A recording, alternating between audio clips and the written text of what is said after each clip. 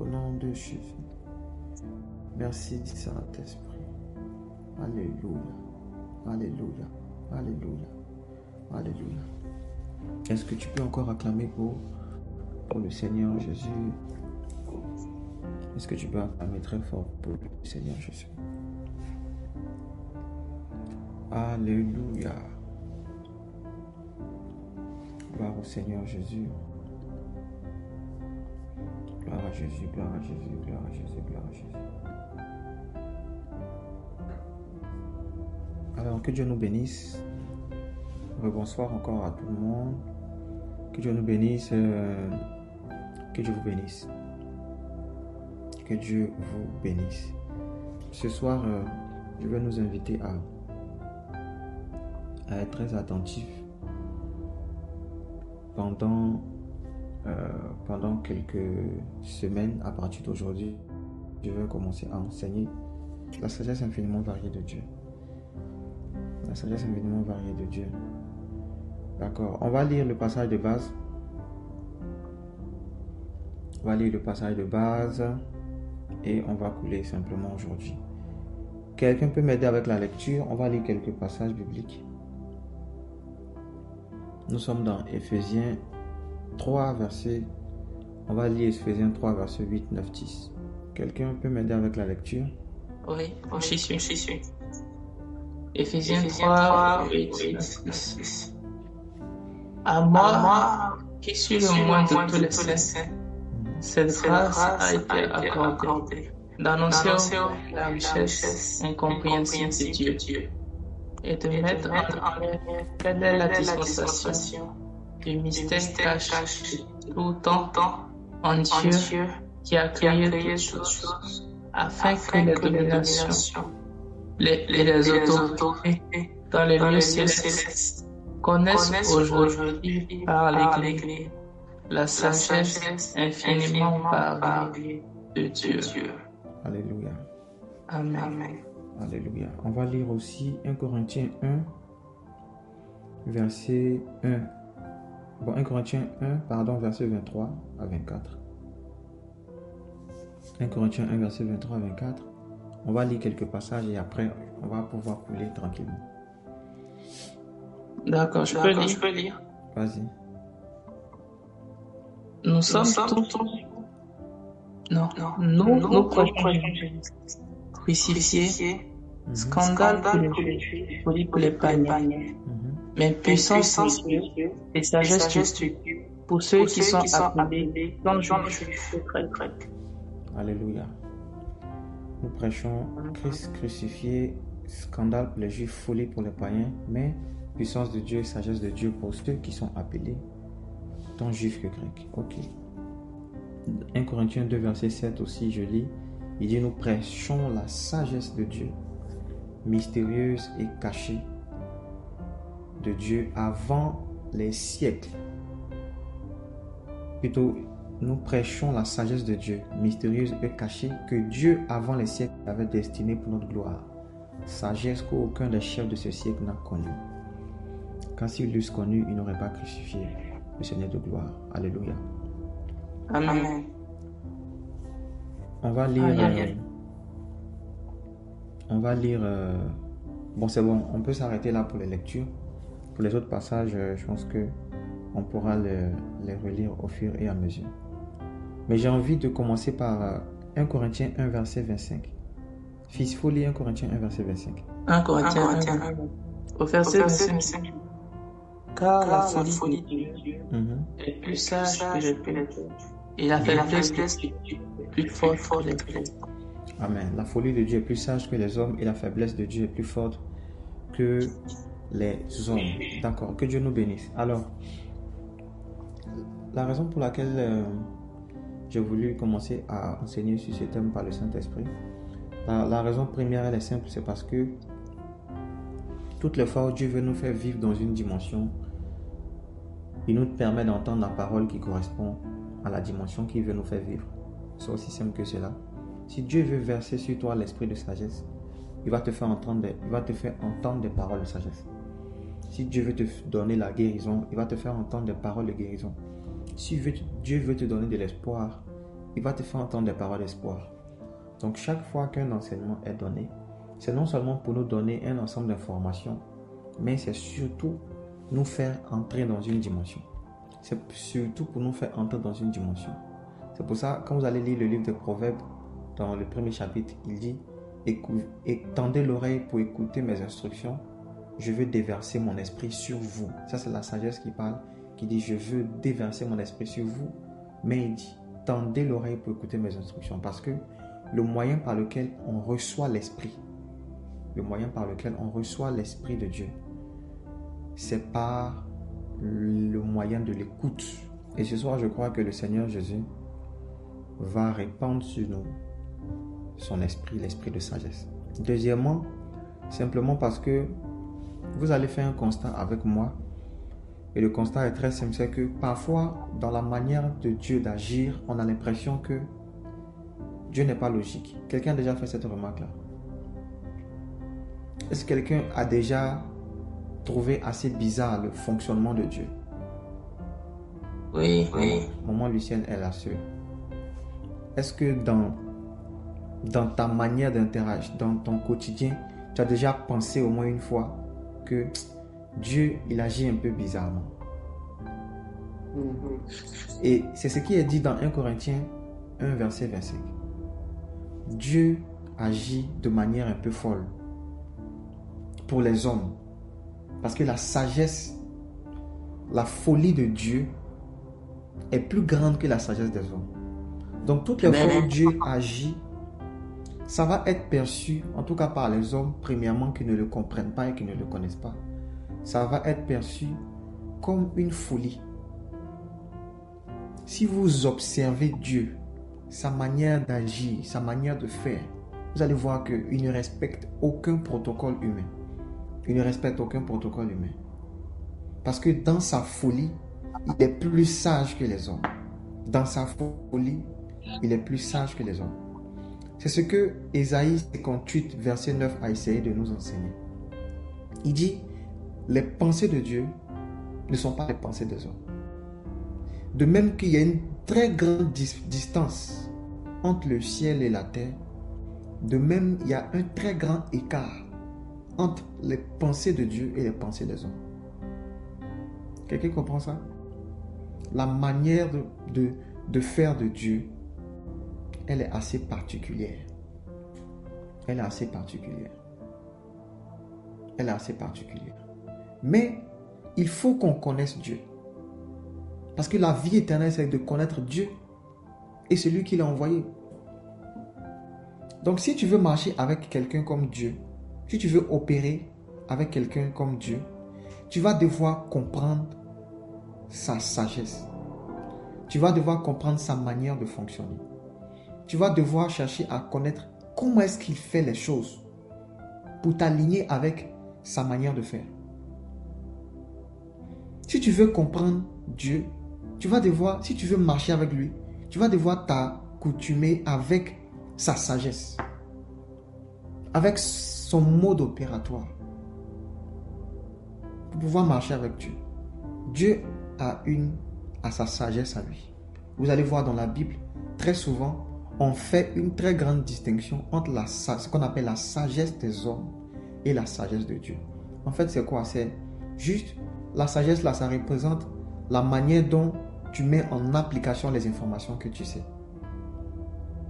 Et toute personne qui agit selon une logique. Toute personne qui agit selon en fait une sagesse. Et la sagesse des hommes répond à une certaine logique. Les hommes peuvent penser que que Dieu n'existe pas. Les hommes peuvent penser que ça ne sert à rien de croire en Jésus. C'est un Jésus importé des Blancs. Ils sont venus juste nous importer, nous coloniser avec leur culture. Quelqu'un peut penser que être jeune, c'est profiter de sa jeunesse, être dans toutes sortes de vices. Quelqu'un peut penser qu'il est libre de faire ce qu'il veut, de dire ce qu'il veut, de disposer de son corps comme il veut, de faire ce qu'il veut. Donc vivre dans la dépravation et toutes les conséquences qui vont avec. Quelqu'un dans sa sagesse peut penser que toutes ces choses sont bien.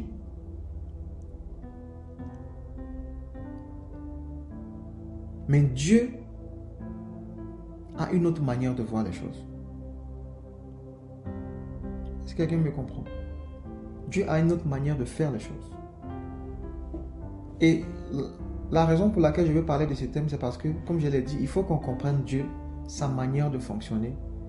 Et quand tu sais quelle est la sagesse qui anime Dieu, quelle est la logique que suit Dieu, et que tu commences à copier cette même logique, tu seras en train de vivre les mêmes résultats que Dieu. Est-ce que vous avez remarqué comment Dieu... vous avez remarqué, quand vous regardez la terre, tout ce qui existe sur la terre, et tout ce qu'on entend à propos de Dieu, vous allez voir que il fait des grands exploits.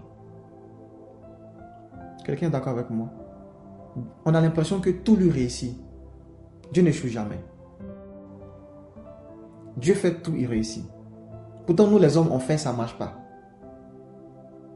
Tout ce que Dieu fait est bon. Tout ce qu'il a créé était bon. Tout ce qu'il fait est parfait. Tout ce que Dieu fait est excellent. Vous n'avez pas remarqué que Dieu est marqué par une sorte de réussite extraordinaire? C'est simplement à cause de sa sagesse.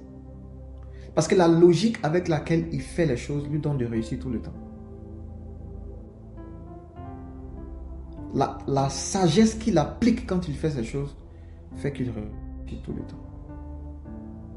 Et je crois que lorsqu'on sera en train d'enseigner sur ce thème, toi aussi ta sagesse, la sagesse de Dieu, va venir sur toi au nom de Jésus.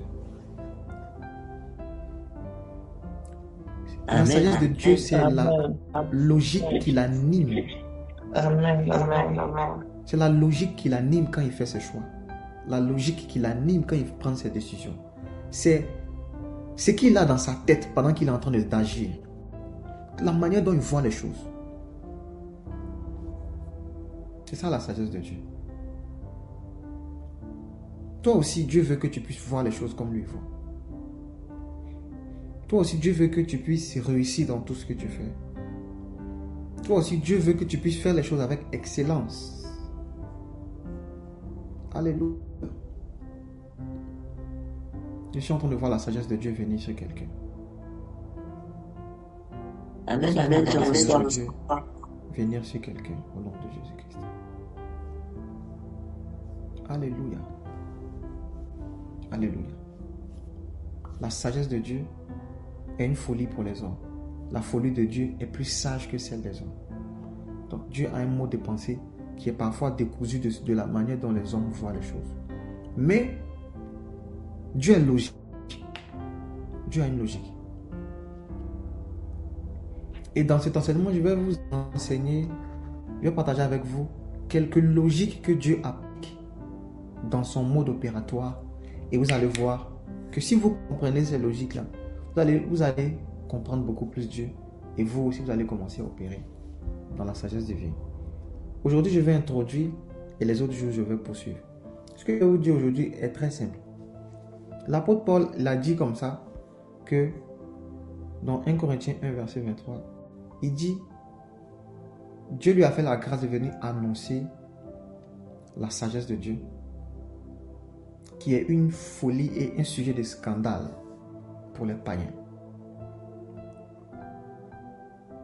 D'accord? Et il expliquait en fait que cette sagesse-là, c'est Christ crucifié. Christ crucifié. Nous prêchons Christ crucifié. Scandale pour les Juifs et folie pour les païens. Mais la puissance de Dieu et la sagesse de Dieu pour ceux qui sont appelés. Donc il est en train de dire que Christ crucifié là,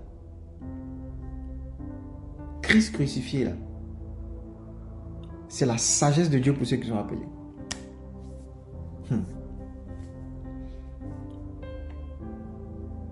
Je vais revenir sur ça tout à l'heure.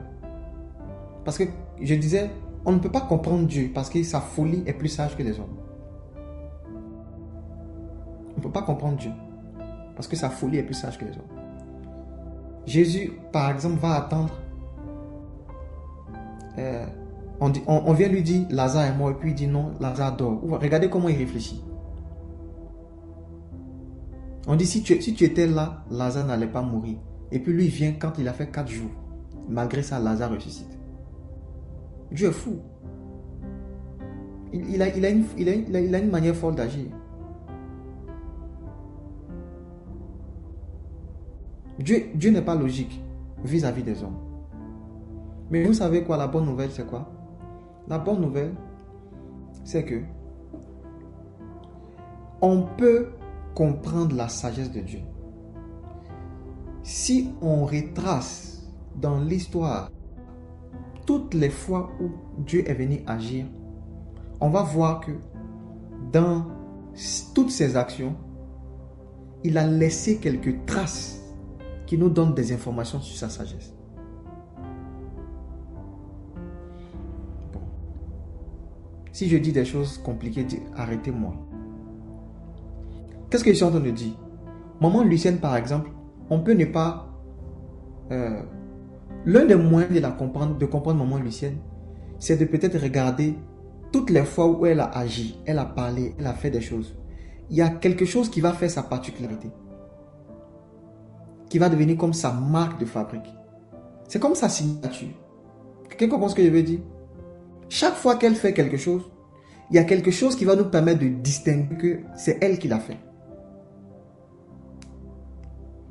Peut-être que tu ne connais pas Dieu, mais tu peux percevoir sa sagesse en regardant les choses qu'il a faites, la manière dont il a faites.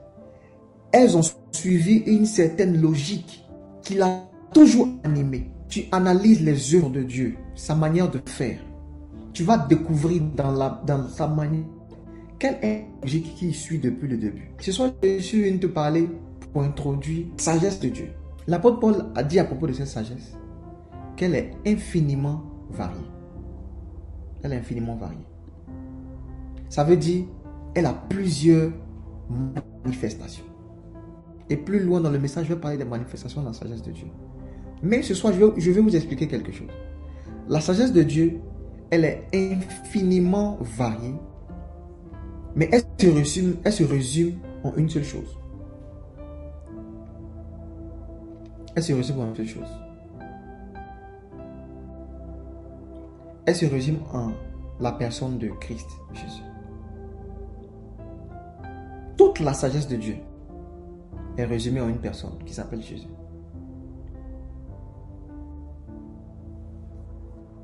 Toute la sagesse de Dieu se résume en une personne qui s'appelle Jésus. Et c'est toujours avec beaucoup de passion quand je viens prêcher qu'il s'agit de parler de Jésus. Parce que je sais que la sagesse de Dieu, c'est Christ. Surtout Christ crucifié. C'est l'idée, c'est la logique et c'est la pensée qui a animé Dieu toutes les fois où il a agi. Il avait en tête quelque chose. C'était Christ. Toutes les fois où il a fait quelque chose sur la terre, et toutes les fois où il a voulu que quelque chose se fasse sur la terre, il a voulu que cette chose soit conforme dans sa logique à Christ. C'est ce que l'apôtre Paul a dit ici, dans 1 Corinthiens 1, verset 7. 1 Corinthiens 2, verset 7. Il dit, nous prêchons la sagesse de Dieu, mystérieuse et cachée. C'est une sagesse cachée.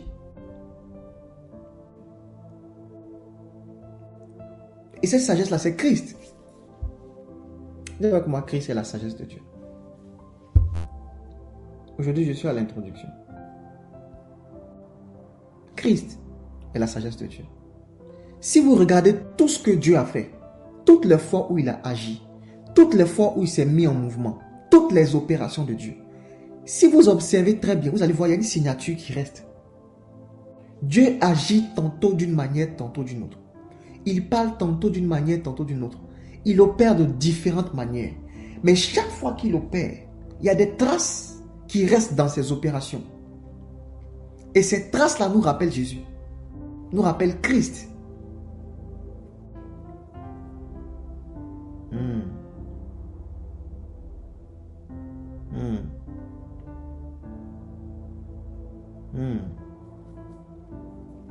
Dieu avait une logique. Chaque fois qu'il venait agir auprès des hommes, il voulait que tout soit conforme à Christ.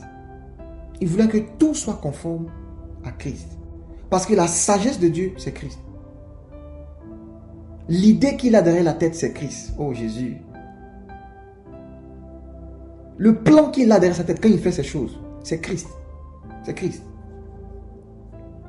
Les rasos pragla de valo sava. Chali krato les ras eveklas.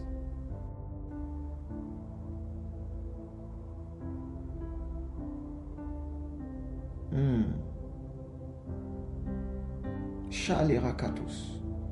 Lisons Colossiens 1, verset 16. Oui, la sagesse de Dieu est folie.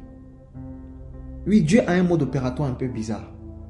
Mais si vous analysez ses opérations, si vous cherchez à comprendre Dieu, si vous allez en profondeur, vous allez voir Jésus. Colossiens 1. Vous allez voir qu'en fait, tout ce qu'il faisait, tout ce par quoi il passait, toutes les fois où il interagissait avec les hommes, il avait dans sa tête une idée, c'était Christ. Christ, c'est la sagesse de Dieu. Vas-y. Car en lui ont été créées les choses qui sont dans les cieux et sur la terre, les visibles et les invisibles, les invisibles, dignité, domination, et domination, créé par lui et pour lui. Amen. Regardez ici, il parle de Christ. C'est en lui que tout a été créé, toutes les choses. Celles qui sont sur la terre, les visibles comme les invisibles, trône, dignité, domination, tout ceci. Dieu a tout créé par lui et pour lui. Et puis tout subsiste en lui. Vous comprenez? Il parle de Christ. Dieu a fait tout en lui. Dieu a fait tout par lui. Dieu a tout fait pour lui. Voici la chose qui anime Dieu. Chaque fois qu'il fait les choses. C'est Christ. Dieu fait tout conformément à Christ. Il fait tout par Christ. Il fait tout en Christ. Il fait tout pour Christ.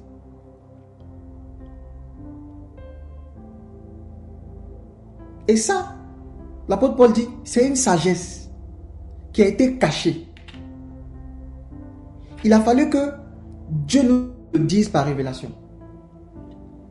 Mais si vous observez toute la manière de faire les choses, de Dieu d'agir, vous allez voir que tout ce qu'il faisait, c'était pour Christ, par Christ.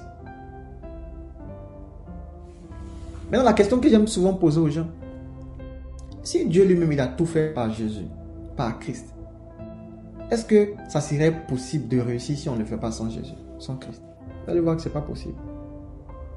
Parce que ce qui a donné du succès à Dieu, c'est Christ. Ce qui fait que Dieu ne choue pas dans ses actions. Ce qui fait que Dieu réussit toujours. C'est parce que lorsqu'il est en train de travailler, il suit la logique de Christ. Il suit une logique. Il suit une logique. Tout a été fait par lui, pour lui, en lui. Et rien de ce qui a été fait n'a été fait sans Christ. Et quand vous lisez par exemple la Bible, que vous observez principalement dans l'Ancien Testament, vous allez voir qu'il y a plusieurs images. Dans les actions de Dieu, il y a plusieurs images qui préfigurent Christ, qui annoncent l'œuvre de la croix. Parce que c'est ça la sagesse de Dieu. Paul dit, Christ crucifié, c'est la sagesse de Dieu. Dans l'Ancien Testament, par exemple, il y a plusieurs images comme ça qui parlent de Jésus, qui parlent du Christ. Et qui prouvent qu'en fait, Dieu dans sa logique, dans sa sagesse, il avait une idée, il pensait à Jésus. Le jour où Dieu est venu voir Moïse, et il a dit, je veux habiter parmi mon peuple. Je veux habiter parmi mon peuple. Il faut que tu puisses me construire un tabernacle. Le jour où il a dit cette phrase à Moïse, il avait une idée derrière la tête. Il a dit à Moïse, Fais d'après le modèle que je te montre sur la montagne. Pourquoi Dieu a insisté auprès de Moïse pour que le tabernacle qui allait être construit sur la terre ressemble à un modèle dans le ciel? C'est parce que dans la logique de Dieu, il avait une idée derrière la tête. Cette sagesse qu'il avait derrière la tête s'appelait Christ. Parce que le temple auquel devait se conformer le tabernacle qui était sur la terre, là, ce temple-là s'appelle Christ. Ce temple-là s'appelle Christ. Et il a fallu qu'on lise dans l'Apocalypse, où il est écrit que le Seigneur lui-même, il est son temple. Donc Dieu voulait que Moïse construise un temple qui allait être conforme à Christ. Voici la sagesse de Dieu. Voici la sagesse de Dieu. Tout pour lui, tout par lui, rien sans lui.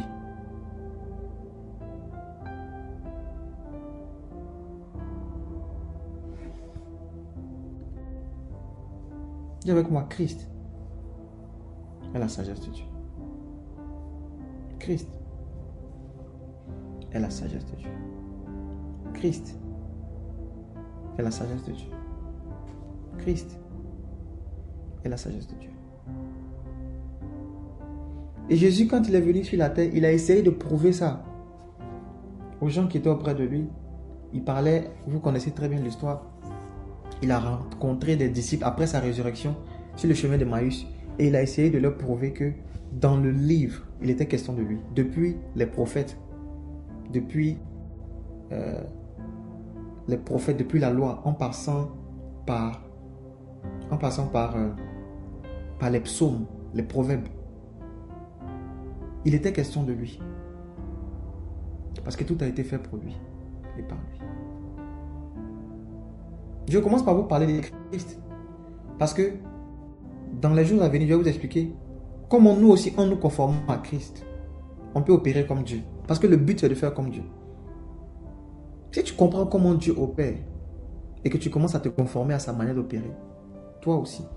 Et d'ailleurs, même il a dit, hein, Christ en vous l'espérance de la gloire. Ça veut dire, si nous aussi, on utilise la méthode qui s'appelle Christ,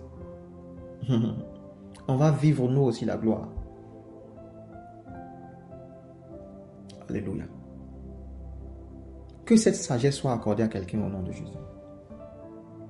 Tout par Christ, rien sans lui. Tout pour Christ, rien sans lui.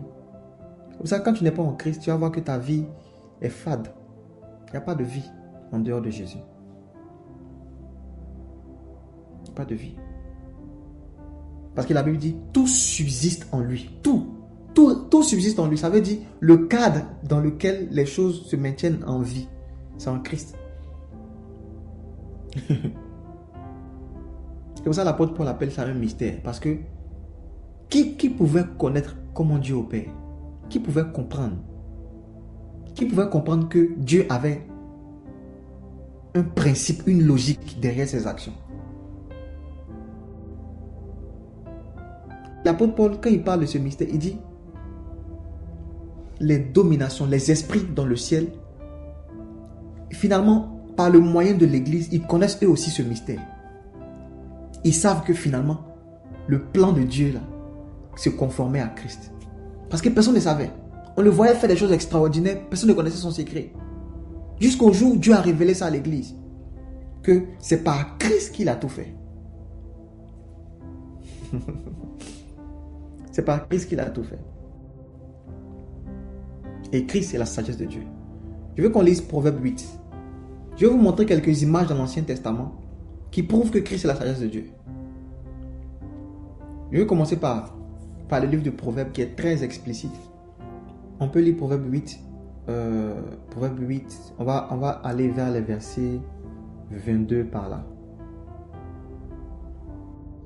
Proverbe 8. 22. Ouais. L'Éternel m'a créé la première. L'Éternel m'a créé la première de ses œuvres.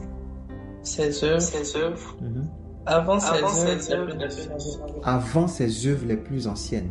Ok. J'ai été établi depuis l'éternité. J'ai été établi depuis l'éternité. Dès le commencement. Dès le commencement. Avant l'origine de la terre. Avant l'origine de la terre. Ok. Je fus enfanté quand il n'y avait point d'abîme, point de source chargée d'eau. Avant que le monde soit affermi, avant que la colline existe, je fus enfanté. Il n'y avait encore ni la terre, ni la campagne, ni le premier atome de la monde. Il n'avait encore rien fait. Mais j'étais déjà enfanté. Vas-y. Lorsqu'il disposa les cieux, lorsqu'il a fait les cieux, j'étais là. J'étais là. Lorsqu'il traça un cercle à la surface de l'abîme. Lorsqu'il a tracé un cercle à la surface de l'abîme, j'étais là. Lorsqu'il fixa les nuages en haut. Lorsqu'il a fixé les nuages. Et que les sources de l'abîme jaillissent avec force. Lorsqu'il donna une ligne à la mer. Il a donné une ligne à la mer, j'étais là. Pour que les eaux ne franchissent pas les bords. Lorsqu'il posa les fondements de la terre. Lorsqu'il a mis les fondements de la terre. Est-ce que vous savez que la terre, avant d'être créée, avait d'abord un fondement? C'est un peu comme une maison. Il dit j'étais là. Continue un peu encore. Continue. J'étais à l'œuvre auprès de lui. J'étais à l'œuvre auprès de lui. Ok. Et je faisais tous les jours ses délices. Je faisais tous les jours ses délices. Wow. Vas-y. Jouant sans cesse en sa présence. Donc je jouais sans cesse dans sa présence. Oh Seigneur.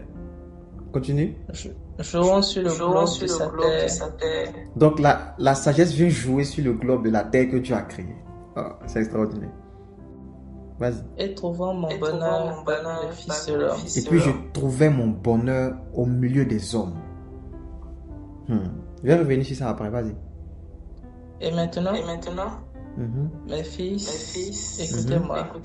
Écoutez-moi. Et heureux ceux qui observent mes voies. Écoutez l'instruction. Vous devenez sage. Ne la rejetez pas. Amen. Au verset 8 ici, si vous lisez le chapitre 8, pour ceux qui savent, moi je suis un très grand passionné de la sagesse de Dieu et des livres des proverbes surtout. Au chapitre 8, c'est la sagesse elle-même qui se présente. C'est la sagesse qui se présente. Elle commence à dire que le Seigneur me possédait avant ses œuvres les plus anciennes. Donc c'est la sagesse de Dieu elle-même qui s'introduit comme étant l'œuvre de Dieu la plus ancienne. Est-ce que vous savez que la première chose que Dieu a créée, ce n'était pas le ciel d'abord? Au commencement, Dieu créa les cieux et la terre. Avant d'avoir fait ça, il avait une œuvre beaucoup plus ancienne. C'est ce que 1 Corinthiens 2, verset 7 a dit. Nous prêchons la sagesse de Dieu, mystérieuse, cachée, que Dieu, avant les siècles, avait destiné à notre gloire. Donc, c'est une sagesse qui existait à longtemps. Et puis, regardez ce que la sagesse dit. J'ai assisté à toutes les œuvres de Dieu.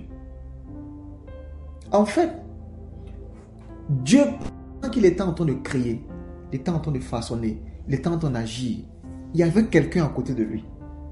il y avait quelque chose auquel il se conformait. Il dit la première de ses œuvres s'appelait la sagesse de Dieu. Et si vous lisez quelque part dans la Bible, il est donné le même attribut à une autre personne. Et vous savez c'est qui? Il y en a qui ont déjà compris. L'Éternel m'a créé la première de ses œuvres. Et quelque part aussi on dit le premier-né de toute la création.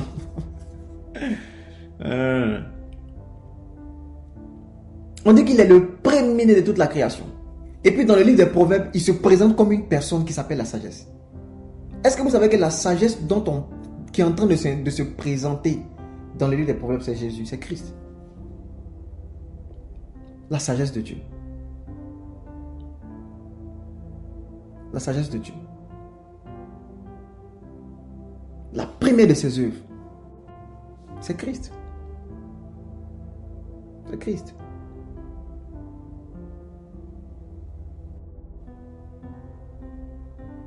C'est Christ. C'est Christ. Avant ses œuvres les plus anciennes, j'ai été établi dès le commencement. Avant l'origine de la terre.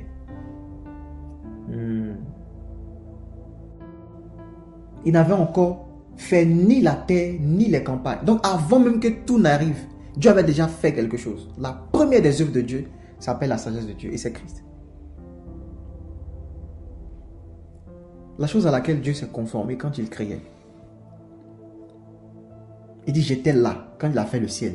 J'étais avec lui quand il a fait la terre. J'étais avec lui quand il a fait les arbres. J'étais avec lui quand il a fait... Parce que la sagesse de Dieu, ce qu'il a animé, ce à quoi il se conformait, ce qu'il a utilisé pour faire ces choses, c'est Christ. Je prie que Dieu te donne, par Christ, de faire toi aussi des œuvres excellentes comme Dieu.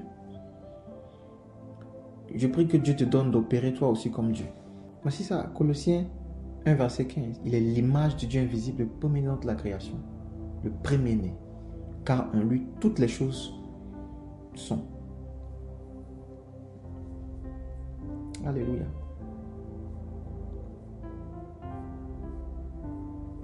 Et je disais, dans la logique de Dieu, ce qu'il a toujours animé, c'était Christ. Comme ça, vous allez voir, tout ce qui est fait en dehors de Christ, ça ne marche pas. Ça ne marche pas. Parce que Dieu même pour réussir, il a dû se conformer à sa sagesse qui s'appelle Christ. Je vais vous donner quelques images dans l'Ancien Testament qui parlent de Jésus, qui parlent de Christ, Quand on est encore dans le jardin d'Éden, déjà on a vu qu'avant de tout créer, ce qui l'animait, c'était Christ. Mais on est dans le jardin d'Éden, Adam et Ève pêchent. Et vous allez voir que Dieu, Adam et Ève vont vouloir cacher leur nudité par des feuilles qui vont coudre ça et là. Et Dieu, quand il va venir vers eux, il va les couvrir avec la peau d'un animal. Il va les couvrir avec la peau d'un animal. Vous savez très bien que cette image-là, ça préfigurait Christ. Ça préfigurait Christ. Il était en train d'annoncer comment, par l'œuvre de la croix, par le sacrifice de son Fils, le péché de l'humanité allait être couvert. Quelqu'un comprend? Et là, on est encore dans Genèse. On est encore au début de tout. Dans la Genèse, le commencement que Moïse a expliqué dans la Genèse. Et à ce niveau-là, déjà, on voit que dans la logique de Dieu, il avait déjà l'idée de Christ. Lorsque l'homme pêche pour couvrir le péché de l'homme, il vient avec une méthode qui s'appelle Christ. Il vient avec une méthode qui s'appelle Jésus. Il vient couvrir le péché, il vient couvrir la nudité de l'homme en se conformant à une sagesse, une logique qui est l'œuvre de la croix. Si quelqu'un commence à comprendre le mode opératoire de Dieu, il a tué un animal, il est venu le couvrir. Il était en train d'annoncer à l'humanité que chaque fois qu'il va vouloir garder quelqu'un, sauver quelqu'un du péché, préserver quelqu'un du péché, couvrir quelqu'un de la honte, il ne va pas suivre une autre logique que celle de Christ. Il ne va pas appliquer une autre sagesse que celle de Christ. Parce que Dieu sauve du péché par le moyen de Christ, par le moyen de l'œuvre de la croix. Et il était déjà logique depuis la création. Donc quand on vient voir dans le Nouveau Testament un Jésus pendu sur un bois par qui l'humanité est sauvée, ce n'était pas la première fois pour Dieu de faire ça. Ce n'était pas sa première fois d'appliquer cette sagesse-là. Parce que toutes les fois où il a voulu délivrer quelqu'un du péché, couvrir la nudité de quelqu'un, délivrer quelqu'un de la honte et de la culpabilité liée au péché, il lui donnait un habit qui s'appelait Christ. Voici la sagesse de Dieu. Et dans tout l'Ancien Testament, vous allez voir, il y a des images comme ça qui nous parlent de la folie de Dieu, l'œuvre de la croix. L'œuvre de la croix. Et je prie aussi pour toi qui est peut-être actuellement sous l'influence du péché et de la culpabilité liée au péché. Sache qu'en Jésus-Christ, tu es libre. Sache que le moyen par lequel tu peux t'affranchir de cela, c'est en étant en Christ. C'est en étant en Christ.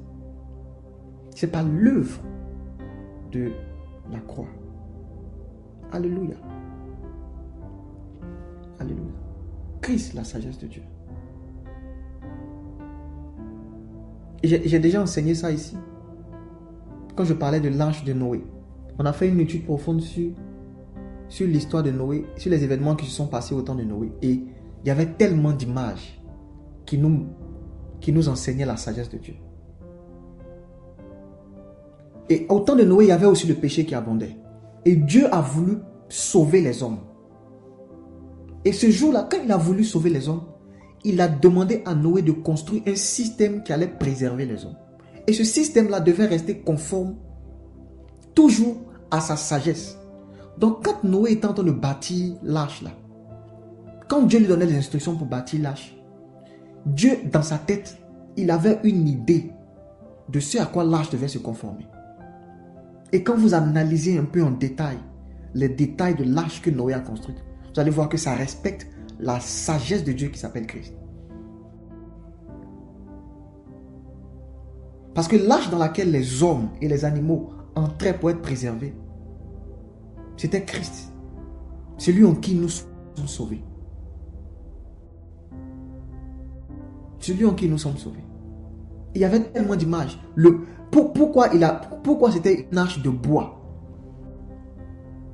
Parce que le bois que Noé a utilisé pour construire l'arche là préfigurait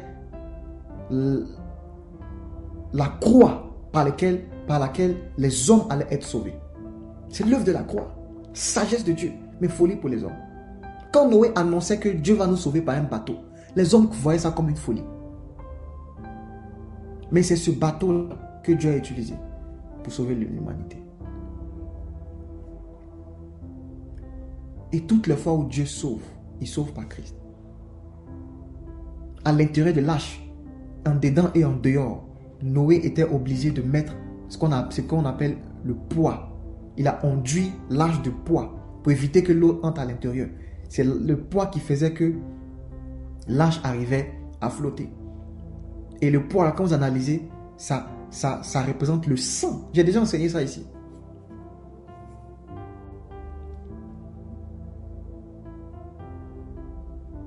Donc il est en train de dire que par le sang de Jésus, par l'œuvre de la croix, on allait être préservé.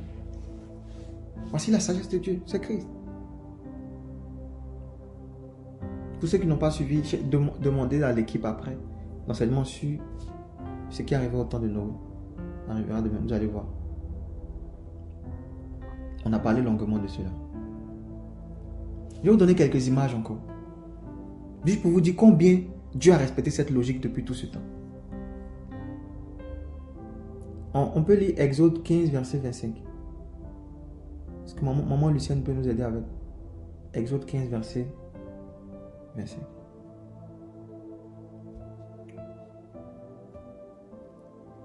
Toutes les fois où il a sauvé, toutes les fois où il a préservé, il suivait une logique. Je donne une autre image que vous connaissez. Vous allez voir qu'il y a un temps où l'enfant Moïse, quand il était petit, il y avait une décision de tuer tous les petits enfants au temps de Moïse, qui venait de Pharaon.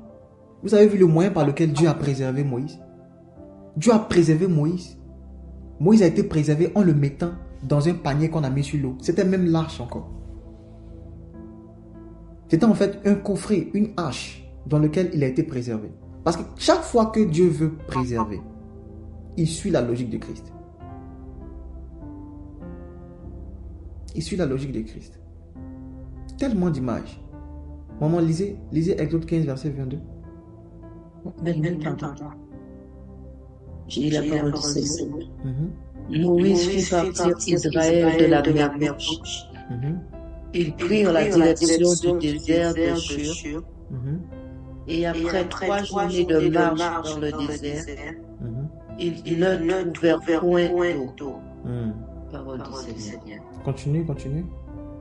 Ils arrivèrent à Mara, mais ils ne purent pas boire l'eau de Mara, parce qu'elle était amère. Elle était amère. C'est pourquoi ce lieu fut appelé Mara. Le peuple murmura contre Moïse en disant, que boirons-nous? Qu'est-ce qu'on va Moïse boire? cria à l'Éternel. Il a crié à Et l'Éternel. l'Éternel lui indiqua un bois. L'Éternel lui montre un qu'il bois. jeta dans Oh l'eau. Jésus. Et l'eau devint douce. Ce fut là que l'Éternel donna au peuple des lois et des ordonnances. Et My ce God. fut là qu'il le mit à l'épreuve. Maman, regardez avec moi. Ils sont dans une situation où ils ont besoin de boire de l'eau. Ils ont des besoins. L'eau qu'ils trouvent est amère, n'est pas plaisante. Et puis Dieu vient intervenir. Et la méthode qu'il va donner à Moïse pour pouvoir sauver le peuple de cette situation-là, Dieu lui montre un bois. Oh Jésus. Dieu pouvait faire de plusieurs manières, non? Sa sagesse est infiniment variée. Ses opérations sont infiniment variées. Maintenant, pourquoi dans la méthode qu'il décide d'appliquer, il montre à Moïse un bois? Il montre à Moïse un bois. Parce que chaque fois que Dieu agit, il respecte une logique. Il fallait que ça se conforme à Christ crucifié. Le bois que Moïse a utilisé pour rendre l'eau douce, l'eau de Mara douce, c'était l'œuvre de la croix. Ça préfigurait la croix. Il était en train d'annoncer à l'humanité que votre salut viendra d'un bois.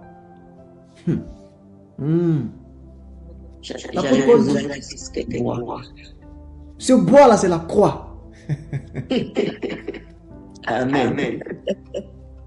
C'est la croix. L'apôtre Paul dit c'est ce mystère-là qui est une folie pour les hommes. C'est ça que nous prêchons. Christ crucifié, c'est la sagesse de Dieu.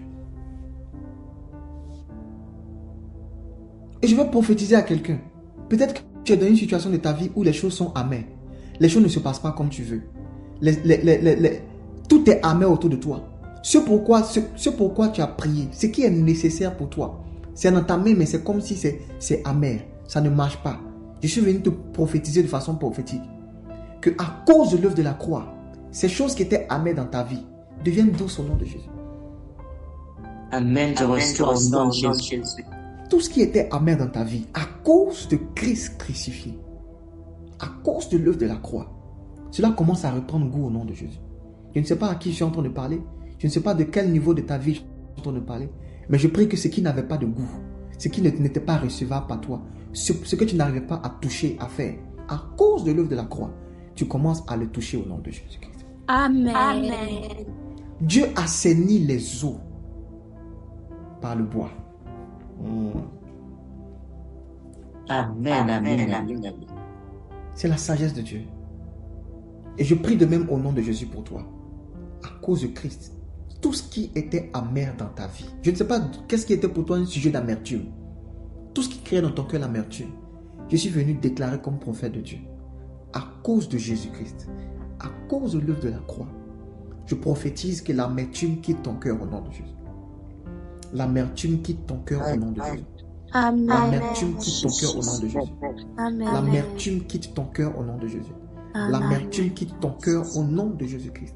Pendant que je suis en train de parler d'amertume, je suis en train de voir dans mon esprit quelqu'un, une femme qui était en train qui ressentait beaucoup d'amertume pour comme son enfant, à cause d'un certain nombre de comportements qu'il avait commencé à avoir.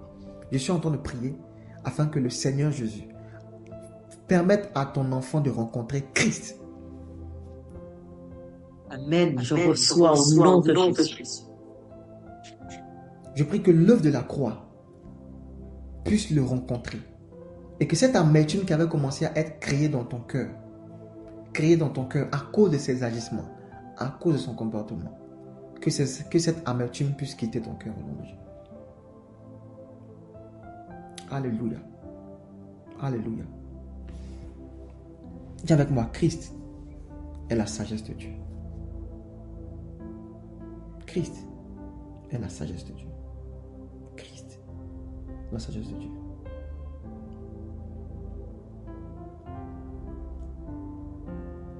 Tellement d'images dans l'Ancien Testament. Je préfère rester sur l'Ancien Testament parce que dans le Nouveau Testament, c'est explicite. Je vous donne encore une autre image. Tellement d'images. Vous vous rappelez, dans le désert,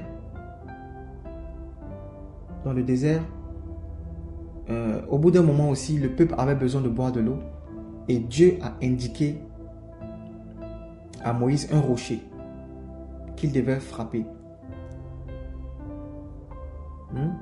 Moïse a frappé un rocher duquel sortait de l'eau. Vous connaissez, non? Nombre 20, verset 11. Moïse a frappé un rocher duquel devait sortir l'eau, auquel il devait s'abreuver.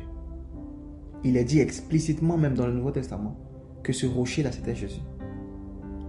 Ce rocher, c'était Christ.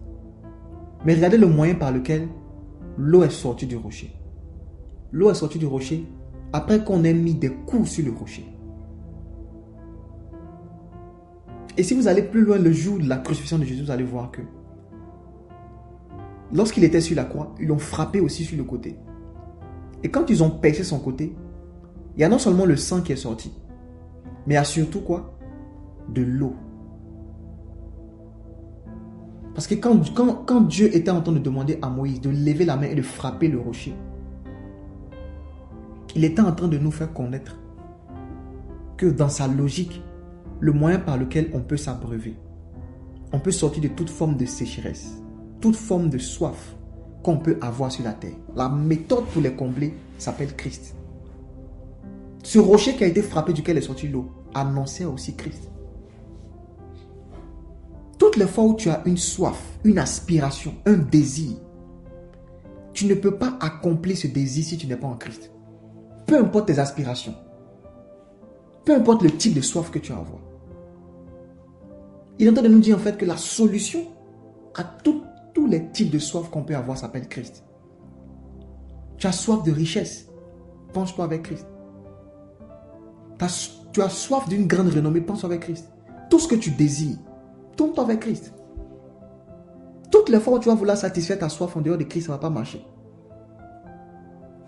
Parce que dans la sagesse de Dieu, tout doit se conformer à Christ. Le peuple a soif dans le désert. Et quand tu veux leur donner à boire, la source vers laquelle il les envoie s'appelle Christ. Le rocher des siècles. Le rocher des âges. Ils sont en train de prophétiser à quelqu'un. Quand Christ, tu trouves la réponse à toutes tes soifs, tu n'auras pas besoin de te compromettre pour pouvoir vivre certaines gloires. Tu n'auras pas besoin de faire comme les autres. Toi, tu as une méthode par excellence qui s'appelle Christ. Toi, tu connais la sagesse de Dieu. Tu connais la sagesse de Dieu.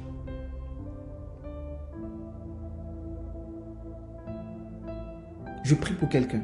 Peu importe tes soifs, tes aspirations, tout ce que ton cœur désire. Qu'en Christ, tu puisses trouver tout ce dont tu as besoin pour combler ton cœur. La Bible dit nous avons tout pleinement en lui. Tout pleinement en Christ. Tout pleinement en Christ. Tout pleinement en Jésus-Christ. Tout.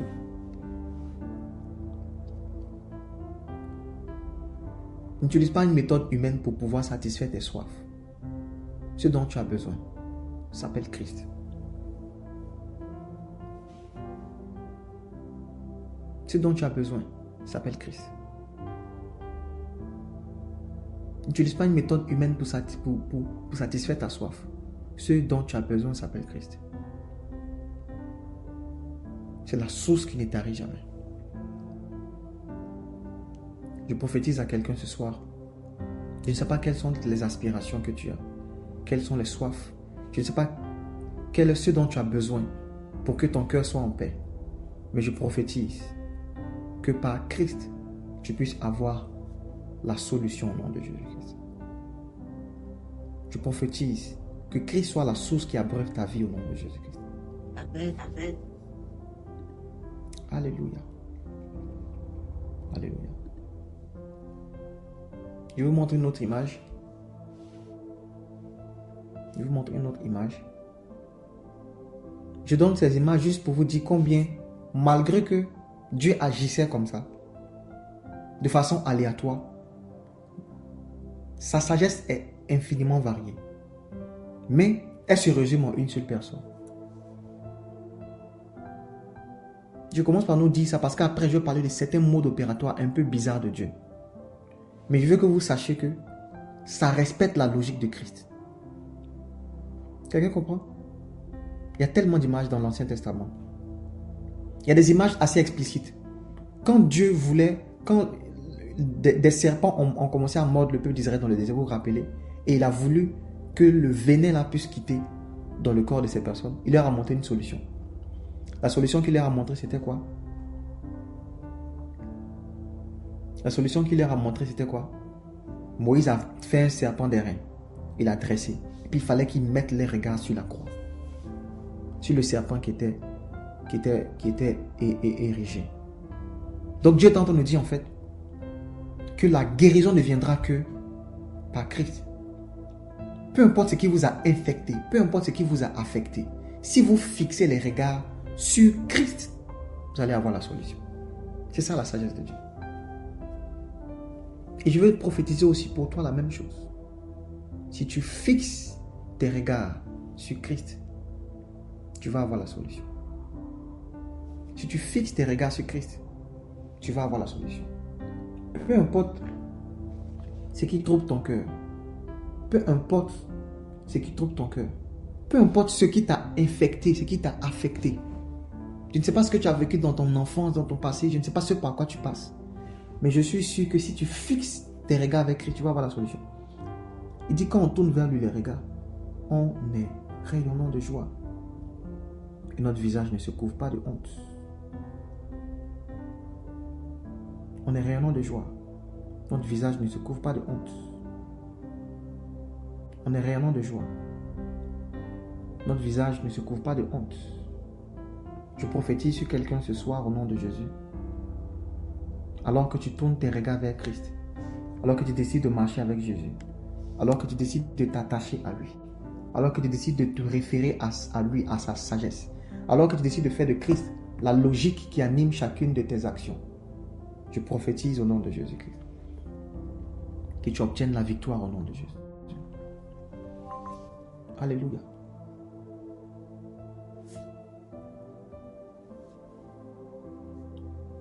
Deux Rois 6, versets 1 à 7. Je vais vous montrer encore une image que vous allez aimer. 2 Rois 6, versets 1 à 7. Maman, vous pouvez nous aider encore. 2 Rois 6, versets 1 à 7.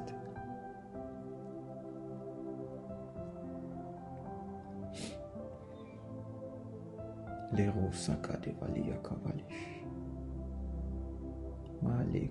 Merci, la parole du Seigneur. Les fils de Pète dirent à Élisée, voici le lieu où nous sommes assis devant toi, et toi pour nous. Allons jusqu'au Jourdain, nous prendrons là chacun une poutre, et nous y ferons un lieu d'habitation. Élisée répondit, allez. Et l'un d'eux dit, consens à venir avec tes serviteurs. Il répondit, j'irai. Il partit donc avec eux. Arrivé au Jourdain, ils coupèrent du bois. Et comme l'un d'eux abattait une poutre, le fer tomba dans l'eau. Il s'écria, ah, mon Seigneur, il était emporté. L'homme de Dieu dit, où est-il tombé? et il lui montra la place. Alors Élisée coupa un morceau de bois, le jeta à la même place. Il l'a mis à la même place. Et fit surnager le fer. Waouh. Puis il dit, enlève-le, et il avança la paix et le prit. Waouh. Parole du Seigneur. Amen. Est-ce que quelqu'un a compris? Non, donc, moi j'ai pas. Ils sont allés construire. Ils sont allés construire une maison. Et à côté, il y avait de l'eau. Et l'âge qu'ils prenaient pour couper la poutre, les bois, le fer là, est tombé dans l'eau. Et ils sont venus voir le prophète pour lui dire, on a un problème. Ce que je ne comprends pas, c'est pourquoi vous êtes en train de construire une maison, vous avez un problème sur le lieu de construction, et puis c'est un prophète, vous venez voir. Parce que les gens pensent que le prophétique, c'est juste pour prophétiser à l'église seulement. Ils ont des problèmes avec leur maison. Et puis ils viennent voir le prophète. Parce que le prophétique, ça ne sert pas seulement à l'église. Même dans tes projets, tu as des projets de construction, tu as des projets d'achat de terrain, les projets les plus urgents de ta vie. Tu as besoin du prophétique. Tu as besoin du prophétique.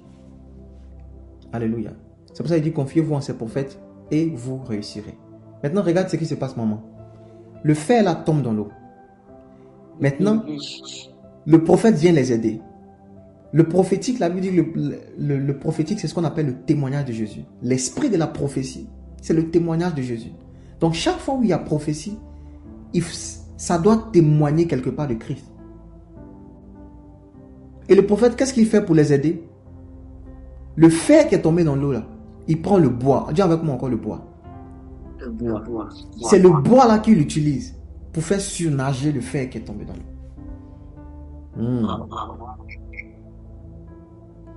Et c'était en train de préfigurer l'œuvre de la croix. Quelqu'un va me dire comment il t'explique. Le fer là, ça représente l'homme. Parce que dans le livre de Proverbes, il est dit, le fer aiguise le fer pour parler de l'homme.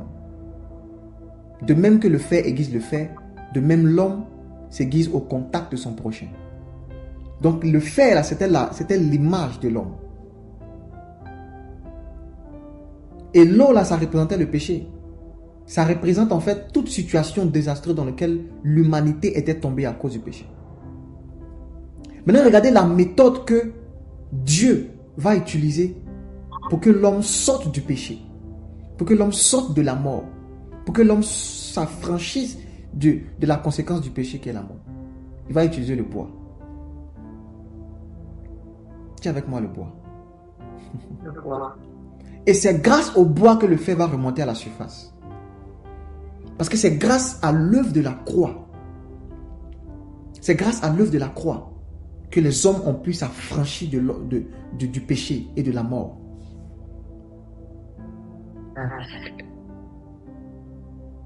Donc même dans l'Ancien Testament, même quand les prophètes étaient en train de poser certaines actions, ils étaient en train de suivre la logique de Christ. C'est la sagesse de Dieu.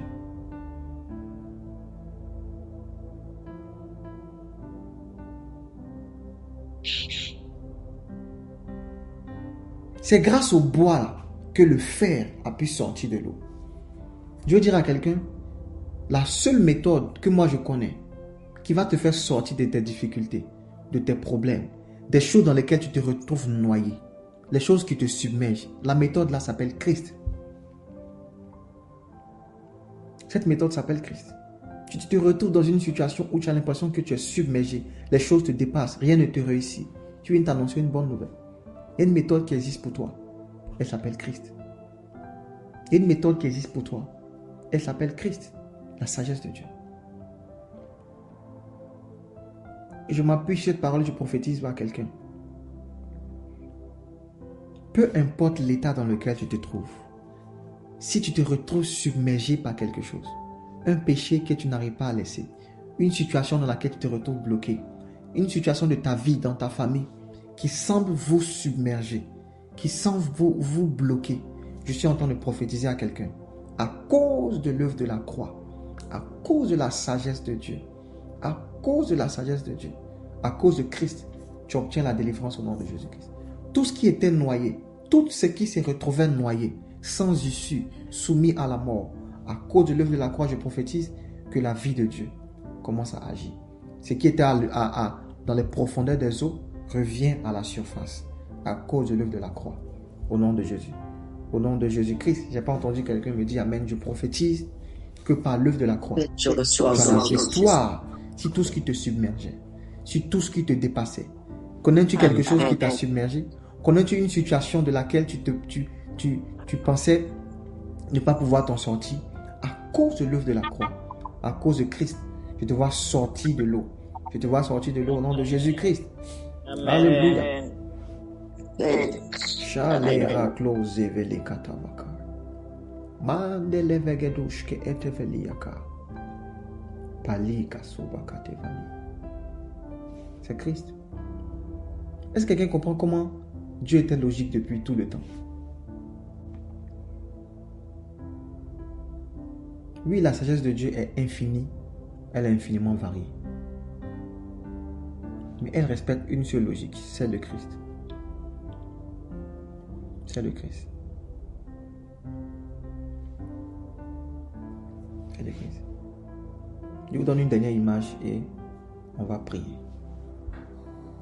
Nous sommes dans Josué 2, verset 18. Est-ce que cette parole fait du bien à quelqu'un ce soir? Est-ce que quelqu'un est béni par la parole de Dieu ce soir? Alléluia. Maman, allez-y. Josué 2, verset 18.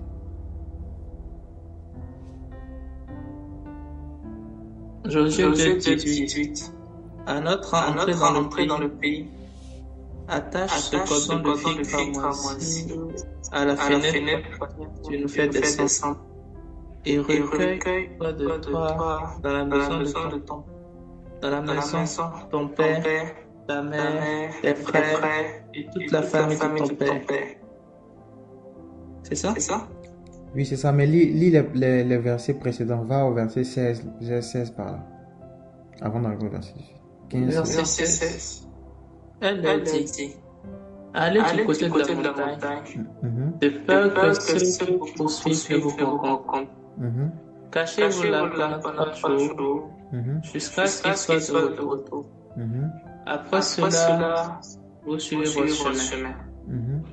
Ces hommes lui dirent, voici de quelle manière nous sommes sortis de notre serment que tu nous as fait faire. À notre entrée dans le pays, attache ce cordon de fil ramoisi à la fenêtre par laquelle tu nous fais descendre, et recueille auprès de toi, dans la maison de ton père, ta mère, tes frères et toute la famille de ton père. Amen. Pour ceux qui ne connaissent pas l'histoire, c'est l'histoire d'une prostituée qui s'appelle Rahab. Vous connaissez l'histoire de la prostituée qui s'appelle Rahab? Le peuple d'Israël a voulu prendre d'assaut Jéricho. Vous connaissez Jéricho?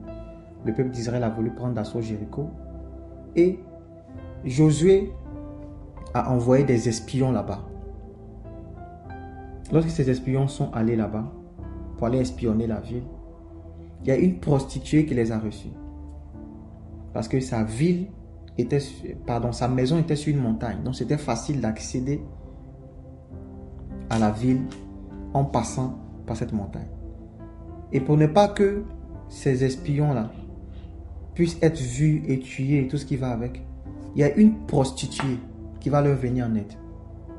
Elle s'appelle Rahab. Et elle les a fait passer, elle les a fait traverser en les aidant avec un fil de couleur cramoisie ou bien de couleur rouge. C'est grâce à ce fil que eux ils ont été préservés. Maintenant, eux, en reconnaissance pour Rahab, qu'est-ce qu'ils vont faire? Ils vont dire, on va revenir pour tuer tout le monde dans la ville. Mais toi, Rahab, il y a quelque chose qui va faire que tu vas rester en vie. Comme tu nous as aidés, le fil rouge que tu as utilisé pour nous aider là, garde ce fil là, présente-nous ce fil là. S'il y a des gens qui sont proches de toi, qu'ils se mettent avec toi. Si on voit ce signe le signe du fil rouge, tu seras préservé. Toi et ta maison et ta famille. Et voici comment Rahab la prostituée, elle est entrée dans l'histoire, elle a été préservée à cause d'un fil rouge. Quelqu'un va me dire quel est le lien entre ça et puis Christ. Parce qu'en fait, le fil rouge là, ça représente le sang de Christ. Amen. Ça représente le sang de Christ par lequel nous sommes préservés. Et vous savez qui a appliqué cette logique-là? C'est une prostituée. C'est une prostituée. Poussée par Jésus, poussée par l'Esprit de Dieu. Elle a eu sa délivrance à cause d'un fil rouge. Mais cela est en train d'annoncer à l'humanité le moyen par lequel les hommes allaient être préservés. À cause du sang de l'agneau. À cause du sang de Christ. À cause du sang de Christ. À cause du sang de Christ. Dis avec moi, Dieu est logique. Dieu est logique depuis la création. Dieu est logique depuis la création. J'ai voulu partager avec vous ces quelques images pour vous montrer en fait que dans le mode opératoire de Dieu, il a toujours respecté un principe. Son principe s'appelait Christ. Et c'est Christ qui est la sagesse de Dieu. Toutes les fois où Dieu a fait, il a agi, il a bougé. Toutes les fois où il a posé des actions, il a agi de diverses manières. Mais dans toutes ces manières, il respectait sa logique qui s'appelle Christ. Et de même, par la même occasion, les hommes peuvent avoir la victoire, peuvent aussi réussir dans leur vie s'ils se conforment à ce principe qui s'appelle Christ.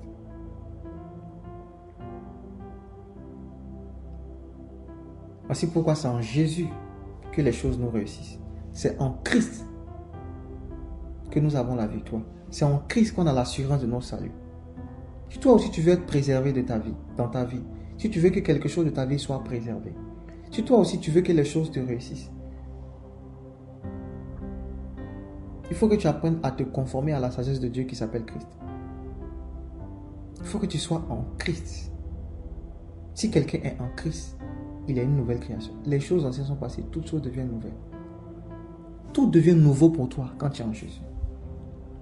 Ils sont en train de parler et prophétiser à quelqu'un. C'est en Christ que les choses réussissent. Tout a été fait par lui, pour lui et en lui. Alléluia. Alors que toi aussi tu décides d'appliquer cette sagesse de Dieu, je prie que les choses te réussissent au nom de Jésus. Je prie que tout ce qui dans ta vie était difficile, tout ce qui était menacé par la mort, que par l'œuvre de Christ, que cela connaisse la vie et la victoire au nom de Jésus-Christ. Lorsque Dieu va décider d'agir dans ta vie, il va utiliser lui aussi cette même sagesse qui s'appelle Christ. C'est par Christ qui garde, c'est par Christ qui préserve, c'est par Christ qui guérit, c'est par Christ, par l'œuvre de la croix, qu'il apporte le salut aux hommes. Je suis venu prophétiser à cause de ce qui s'est passé à la croix. Toi aussi tu as le salut ce soir au nom de Jésus. Je ne sais pas quel domaine de ta vie a besoin de voir le salut de Dieu, mais je suis en train de prophétiser que le salut de Dieu vient jusqu'à toi au nom puissant de Jésus-Christ. Au nom puissant de Jésus-Christ. Je veux que tu fasses une prière à Dieu, que tu dis Seigneur, je veux être en toi, je veux demeurer en toi et je veux moi aussi me conformer à Christ, la sagesse de Dieu. Quelqu'un peut parler à Dieu en ses propres mots. Vas-y, parle à Dieu. Parle à Dieu. Parle à Dieu. Dis Seigneur Jésus, merci pour l'œuvre de la croix qui était peut-être une folie pour les hommes, mais sagesse pour ceux qui sont appelés. Je sais qu'à cause de ton œuvre à la croix, tu m'as donné tellement d'avantages. À cause de cette sagesse, tu m'as donné tellement d'avantages. J'ai la vie, j'ai la bonne santé, j'ai la richesse, la gloire, la préservation par ton Fils Jésus, par Christ. L'espérance de la gloire à cause de Christ. Je prie que ton esprit me donne la force de rester attaché à toi, de faire tout par toi, tout en toi, tout pour toi, de rester affermi et ancré en toi. Au nom de Jésus-Christ. Est-ce que quelqu'un peut prier le Seigneur? Quelqu'un peut prier le Seigneur. Shale raso krete levekani. Mungu lavala ukuzavali kawani. Sha delevegedi lekomuka savi. Maliko sipro delevera sitovanish. Mungu lavalia kawangu. Kawangu lubushate vena kwana mwangu katamani kave. Au nom de Jésus. Alléluia.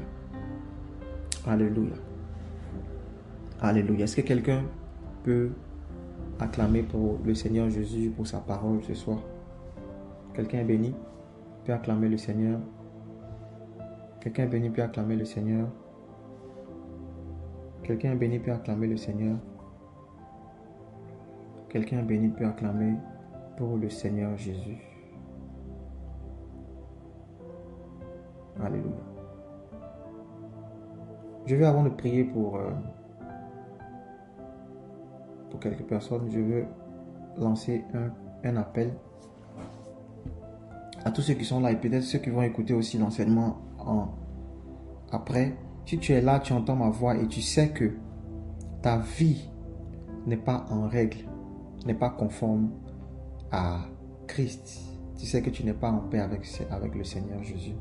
Tu sais que tu n'es pas en Christ. Tu sais que tu n'es pas né de nouveau. Peut-être même que tu vas à l'église. Peut-être que tu as déjà entendu parler de Jésus. Peut-être même que tu pries. Mais tu sais au fond de toi que tu n'es pas véritablement en Christ. Si ce soir, après ce message, tu veux faire la paix avec Christ d'une quelconque manière, je vais te demander simplement de te signaler. Et pour ceux qui écoutent le message en différé, fils, écris le numéro, je vais dire le numéro dans l'enseignement, comme ça ils pourront nous contacter. Mais si tu es connecté ici, que tu sais que ta vie n'est pas en règle avec le Seigneur, signale-toi, on va prier pour toi. Le numéro c'est plus 225 07 18 78 76 24. Écris, c'est un numéro WhatsApp. Et écris simplement en disant je veux faire la paix avec le Seigneur Jésus. Ou je veux Jésus, je veux Christ. Et on va te contacter. Pour ceux qui sont connectés ici, je relance encore l'appel une dernière fois. Si tu sais au fond de toi, peut-être que tu es chrétien, mais je ne sais pas. Tu sais que tu as besoin de faire la paix avec le Seigneur Jésus. Et que dans ton cœur, tu as besoin de te réconcilier avec Christ. Lève simplement la main ou signale-toi. On va prier pour toi.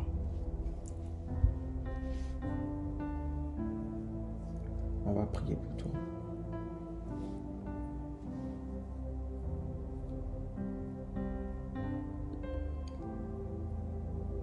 Merci Seigneur Jésus.